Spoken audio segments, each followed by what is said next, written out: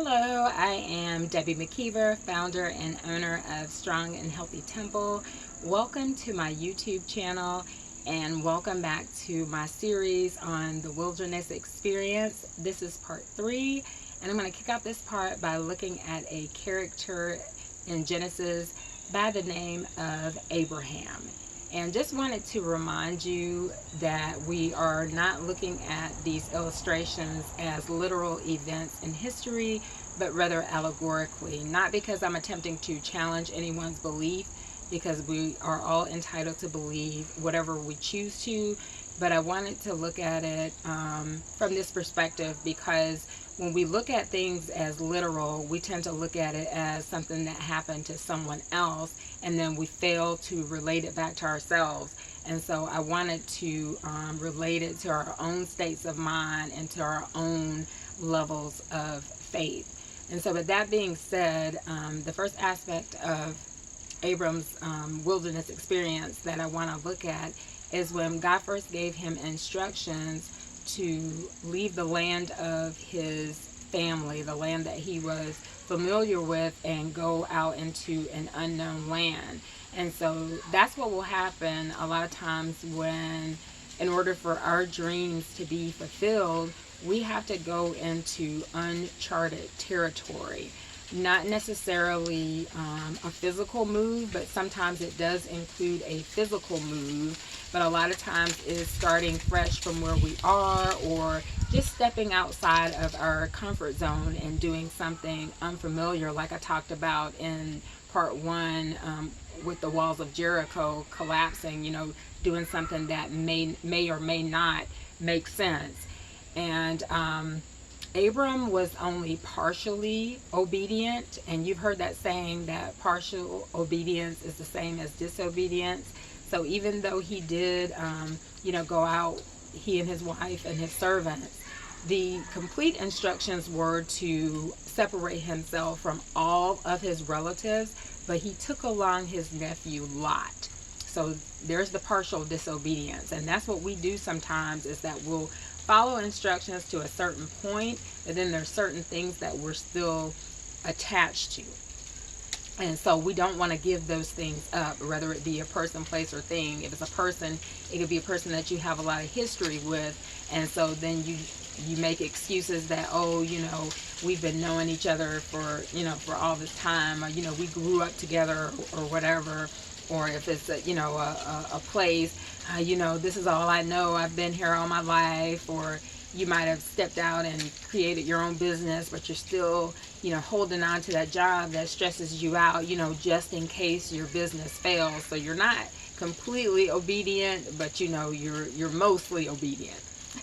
And so that's what he did. And if you're familiar with that story at all, you'll remember that he and Lot became basically too expansive to continue to dwell in the same territory. They became too rich and too wealthy, and had too many material possessions to continue to dwell in the same place. So Abram gave Lot the opportunity to choose where he wanted to go first. And I know that you've heard this story, even if you've never read the Bible, Sodom and Gomorrah. And of course, from that decision came a lot of destruction. Because those cities were evil, God completely destroyed them, and Lot barely escaped, and his wife ended up turning into a pillar of salt. And so it all tied back to the result of Abram's partial obedience. If he had been completely obedient, then of course that part would have never happened. And sometimes when we're partially obedient and we refuse to detach ourselves from certain persons, places, or things, we create destructions in our own life. We create our own Sodom and Gomorrahs. And so the second aspect of Abram's life that I wanted to look at was the promised child. And I want us to look at that in terms of birthing our dreams. God put a certain dream in us, and it's up to us not to abort that dream and to bring it into fruition. And so in this case, Abram had complete faith and Sarah was wavering in her faith. She was doing what we oftentimes do, is she was looking at the circumstances. In Hebrews chapter 11, in that faith chapter, it tells us that Abraham considered not his body nor the deadness of Sarah's womb. They were both old. I mean, I think he was like 99 and she was 89. And so he didn't consider any of that. And that's how you have to be when you have unwavering faith. Circumstances don't matter. You said, but no, there are no buts. Circumstances don't matter. It does not matter what you are believing for. Believe that it is going to happen at the appointed time, period. Circumstances don't matter. You don't know what the appointed time is. It's not for you to be worried about. You don't know how it's going to happen. That part's not your business. Just know that it is going to happen. If you have the faith for it, you've been confessing it, you believe it, God promised it, it's already done. Circumstances don't matter. And so because Sarah was considering the circumstances, she did what we often do, is that she created her own plan. And her plan was, since I know I can't have kids, I'm going to give my servant Hagar to my husband and let her have a child with my husband. And of course, from that stemmed Ishmael. And that's what we do when we start creating our own plan, is that we create Ishmaels in our lives. And then we get mad and we don't take accountability for it. That's what Sarah did. When Hagar got pregnant, she started to despise Sarah. She was feeling herself. She had been sleeping with this woman's husband. She got pregnant and she was, feeling some kind of way, like, it's my man or whatever. And so Sarah was pissed with God.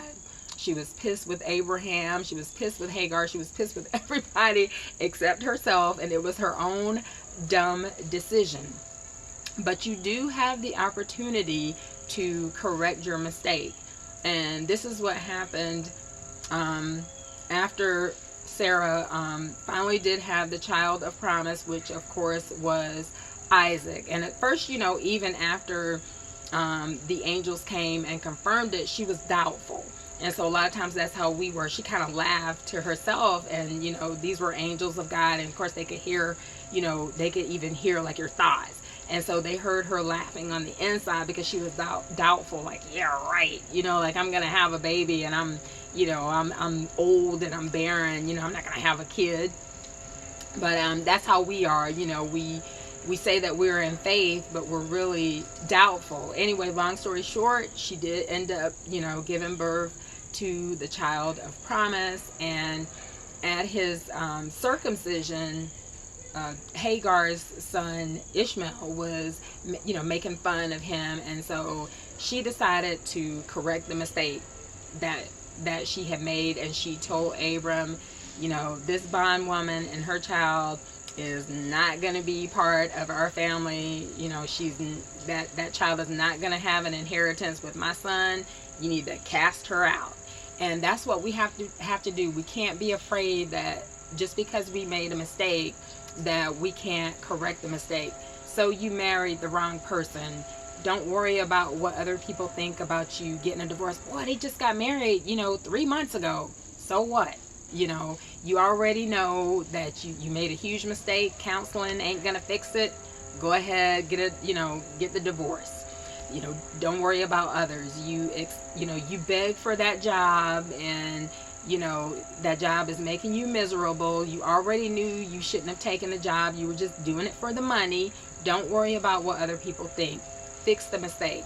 And that's what Sarah did. She fixed her mistake. Cast it out. Let go. If you made a mistake, don't be afraid to fix it and to change it and to stay with the promise. And so that's what she did. They ended up against Abram's wishes. They ended up casting out Hagar and Ishmael. So if you've created an Ishmael in your life, again, don't be afraid to fix it. And so the last aspect of Abram's life that I want to look at is that after he had the promised child, his faith was tested. And so that's what will happen to us. It's like what I talked about in the first part, where when the children of Israel got to the Red Sea, their faith was tested. And so in this case, Abram's faith was tested, and God ended up telling him to sacrifice Isaac. And so, again, looking at it allegorically, not looking at it as, laying your child on the table and, taking a knife through him. The long story short, there was a ram in the bush. And that's what will happen to us. If we just have complete faith, know that there's always a ram in the bush. You just have to be willing to put that problem, and that's what Isaac is representative of, the problem, or not necessarily a problem, but whatever the thing is that we're believing for, we have to detach ourselves from it. And so when you believe something, don't attach yourself to a certain outcome. Don't think that you know how it's going to happen, because then what you're doing is that you're putting infinite intelligence, the source of all creation, you're putting it in a box, because you're saying, well, the only way that I can get rich is if I win the lottery. Well, that's putting God in a box. You don't know how it's going to happen. The only way that I can get a relationship is if I do such and such and so and so. Again, you don't know how it's going to happen. So just put it on the altar. Let go of it. That child, that your grown child that's keeping you up at night, that's refusing to change, and you're up all night crying and praying, let go. Put it on the altar. You already believe that the problem is going to be fixed. There's a ram in the bush. And so that's what we have. That's representative of letting go. When we put it on the altar, that means we're surrendering to our I amness. We're surrendering to the great I am. We believe that it's already done at the time that we made the decision, at the time that we believe for it. Right then, it's done. It's just a matter of it, coming to fruition. That's putting it on the altar. That's the ram in the bush. There's always a ram in the bush. So he ended up, of course, not having to sacrifice Isaac, because God had a ram that was caught up in the bush, and he ended up being able to sacrifice the ram instead of his son. And so again, the son represents, our beliefs, our dreams. Just let go of the outcome. Don't worry about the how. Don't worry about the when. Just know that it is. And again, circumstances don't matter.